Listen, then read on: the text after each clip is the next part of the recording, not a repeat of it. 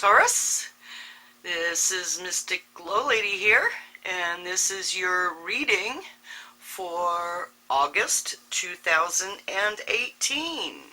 And yes, you are looking at my soul charts, or rather my cheat sheets as I call them, and you will see the glyphs on the side. And on the glyphs, when you look at them, the glyphs will tell you how long that planet takes to transit, and you will also see if it is exalted or if it is what house or what planet it rolls or it's rolled by. And then down here, they're not so happy down under. So when that sun is in Aries and Leo, it's happy. When it's down here in Libra and Aquarius, it's not always so happy.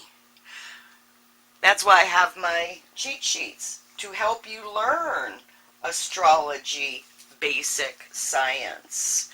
I have your sun and their flashcards, so you get to learn your glyphs quickly, and you can see if it's exalted or debilitated.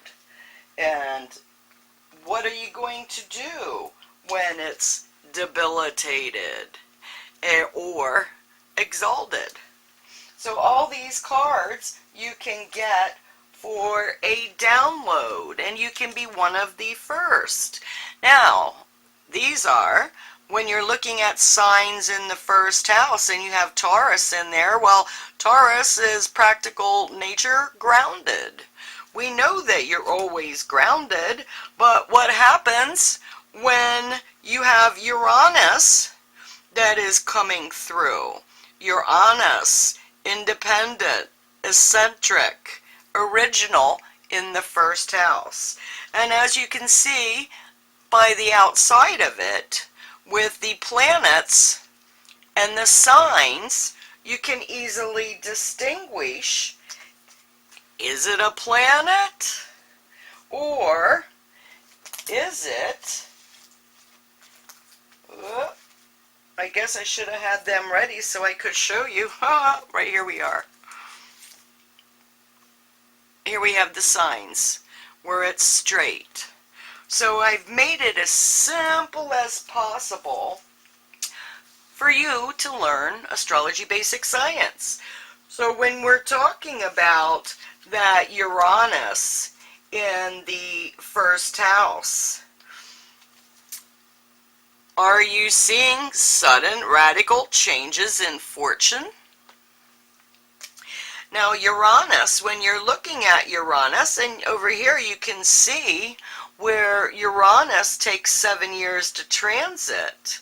So what's going to be going on with you for the next 7 years? The next 7 years, Uranus is going to be on top of you. It's what do you need? What do you need to be independent, to be an original person? Instead of being so grounded and firm in who and what you are you starting to think of, maybe I could be someone other than in the box the whole time? Now, as you're going along, you will see that not every house has a planet in it. So how do you do that?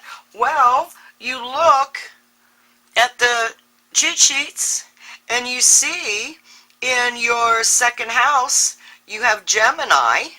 As we're going, you look at your glyphs and you match them up, and that tells you that's Gemini, okay? So the money gained through intellect. Ooh, let me see. How can I use my mind and my thoughts? Because I'm getting original, creative thoughts, unique thoughts that aren't your usual grounded. Ooh, how can I use that to make money? As you go into the third house, you have Cancer in there. So you take out your cheat sheet in the third house and you have Cancer. Well, good memory for facts and dates. Whoa. No wonder people come to you and ask you questions, because they know that you are good with facts and dates. Now, as we start out the fourth house, the sun is shining in the fourth house until the 24th, where it moves into Virgo, and it will end Virgo at 9 degrees. So what kind of home life do you have? Do you need to talk about things in your home life? Are you thinking of new things in your home life? Because you get out your cheat sheet and you see Leo in the fourth house is gracious, generous, comfort, pride.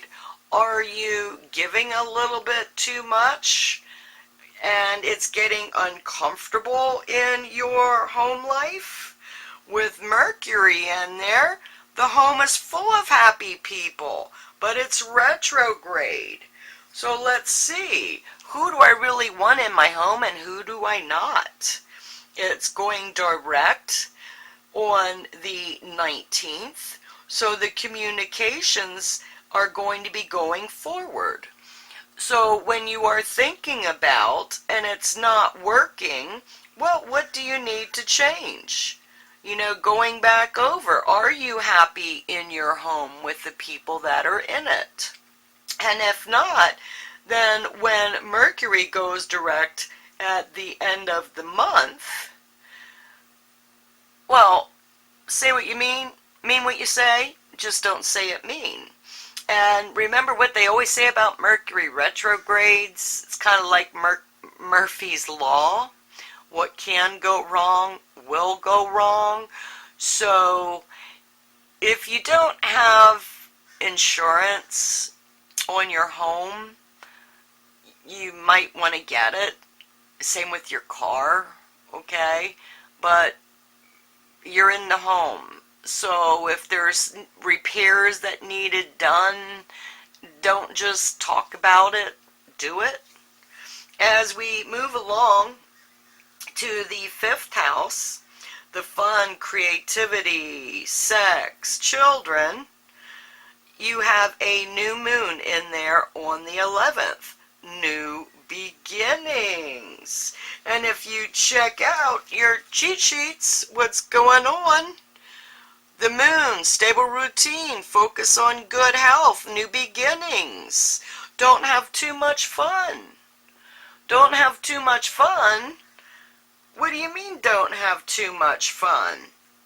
Well, we're focusing on good health. So if you're having too much fun and you're doing the whatever and it's not really affecting your health, well, maybe you're going to be thinking about new ways to make you feel better.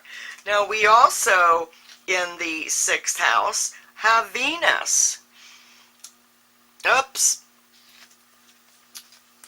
You're right. Venus is going to be going into the sixth house on the 7th. But to start it out, Venus is in the fifth house at the beginning, and that means a big kid at heart, warm and loving, going out and having fun, enjoying yourself. And then as it moves into the sixth house, now we have that pleasure in a job well done. So what kind of new beginnings are you thinking about? Especially dealing with your health. What kind of new focus are you putting into your life concerning health? As we go into the 7th house, you have Jupiter. The 7th house, relationship house, partnerships, and you have Jupiter there. So Jupiter in the 7th house, warm, honest, generous, and open. Okay.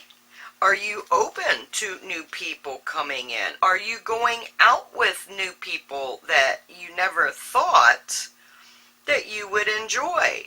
But remember, signs in the 7th house, Scorpio, jealous, possessive, hidden partner, and Jupiter in there multiplying it. So, let me see, or shall I say, look and see if you are jealous and possessive of a partner. Well, if that's the issue, if you can't trust your partner, then what kind of relationship is it? Are you with them for what reason? Okay? What reason are you with them? Now, if you're looking at your glyphs, you're going to see over here, match up your glyphs. And Jupiter's in there for a year. So, considering that it's going to be ending, I think it is October, November sometime, until it moves into Sagittarius and other people's money, inheritance, taxes in your 8th house, and that's when you get, of course, your cheat sheets back out, and you look at the planets in the 8th and the signs in the 8th. Secretive. Oops, wrong one. Sagittarius, interfaith and inheritance. So, do you really worry about money? Not so much.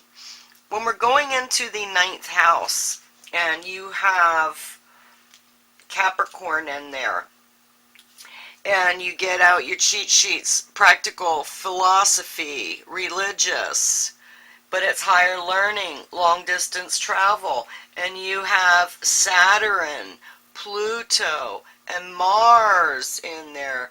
Oh, sugar, Pluto, leadership, deeper meaning to life. You have Saturn, strong morals, academic, business. Mars, champion, crusader, competitor. Woo! What is going on this month? And not just this month, because if you're looking at your glyphs, you'll see that Saturn's there 2.5 years. Pluto's there between 6 and 30 years. So what kind of new things are you learning? What kind of new things do you need to learn? As we go into the 10th house, you have a full moon in there. The 10th house being your career house. We also have Aquarius in there. Success in large organizations. Okay, at full moon, status, maternal was driving force. And you have, at the beginning of the month, Mars retrograde. So Mars is going back into Capricorn. Okay, so what's up in your career? If you do not love your career, then it's work, I mean, do you really want to work the rest of your life? Or do you want to enjoy the work that you do? If you don't enjoy the work that you're doing, consider finding something new so that you can be happy. As we go into the 11th house, we look at the planets. What's the planets in the 11th house? Neptune, altruistic, weep for the world. You have Pisces in there, friend of the underdog, dreamer, Are you seeing new ways to help people in the world? What kind of new ideas do you have for helping that underdog? Sorry about that. But then those underdogs really feel like they are underground or want to be more underground than out in the world. So what are you doing to help them? Now, as we're going into the 12th house, the hidden enemies, secrets, jails, institutions, Chiron in there. Chiron's the wounded healer. And you have Aries. So Aries in the 12th house, active, optimism, curious, resentful.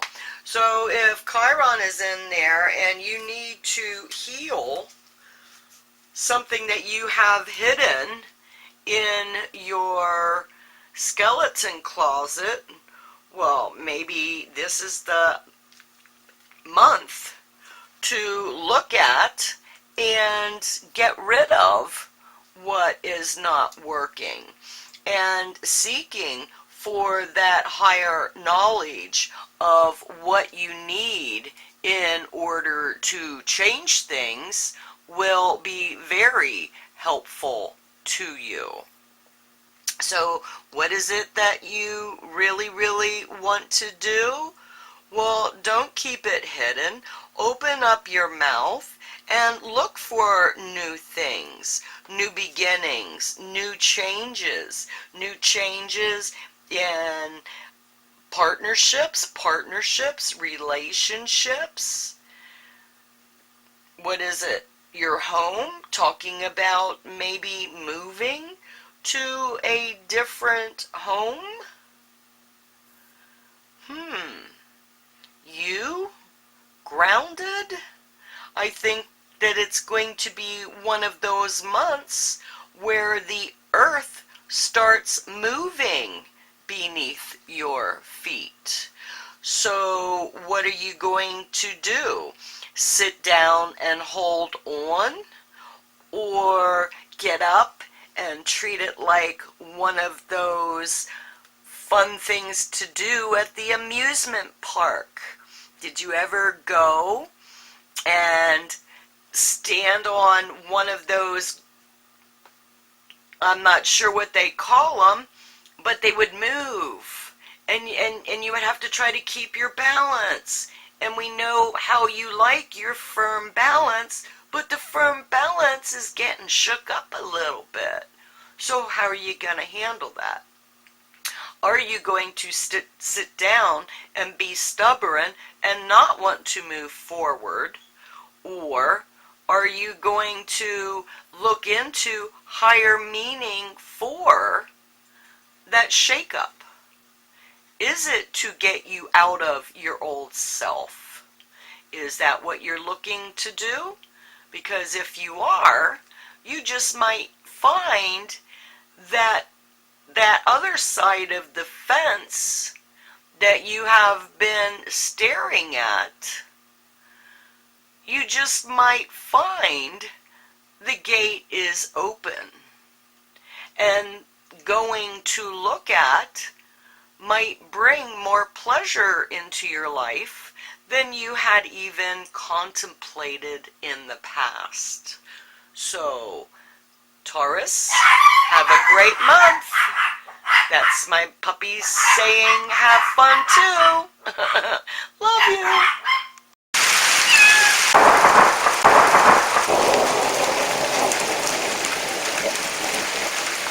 Woohoo! If you've always wanted to learn astrology, this is exactly what you need. Learn astrology, basic science, quick and easy. If you were to put your birth chart in there, where the planets were at your time of birth, you can really see how it is affecting you. And to do that, you check it out with an ephemeris. And I'm going to show you how to do all these things. Instructions for use. The 12th house means the first house, the second house. your third house, your fourth house, etc., etc., etc. Your signs. What does Virgo mean? There is the glyph. Learn all about it. Do you know what they are? These are my indefinite chaos. Learn astrology, basic science. And for this month, you too can learn astrology, basic science. And you will also receive my glyphs so that you can put the glyphs on your planets as they go. Your indefinite chaos cards also include instructions for use. I've tried to keep it very basic, and I have the colors and symbols to help you recognize.